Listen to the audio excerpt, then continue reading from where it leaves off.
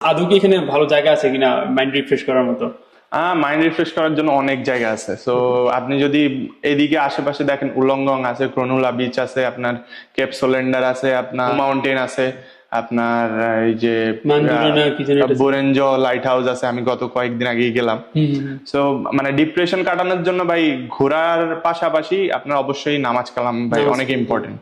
Okay, নামাজ কালাম আপনার অন্য লেভেলে obviously, স্যাটিসফ্যাকশন দিবে ভাই। আমি যদি একদিন আমার 2 ওয়াক্ত নামাজ মিস যায়, অনেস্টলি আমার কাছে অনেক খারাপ লাগে। খারাপ লাগে। আমার নিজের কাছে মনে হয় যে আমার দিনটা খারাপ যাচ্ছে, যাচ্ছে।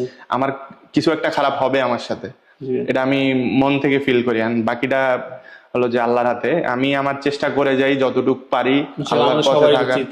সেটাই। আর আপনাদের যদি মনে করেন যে মন খারাপ হচ্ছে, ডিপ্রেশনে থাকতেছেন, ফ্যামিলির সাথে কথা বলেন, নামাজ পড়েন, একটু ক্রিকেট খেলেন বা যেই ধরনের স্পোর্টই আপনারা পছন্দ করেন ওটা খেলতে পারেন। প্লাস পাশাপাশি ধরেন যে আপনারা ঘুরতে যাইতে পারেন ফ্রেন্ডদের সাথে।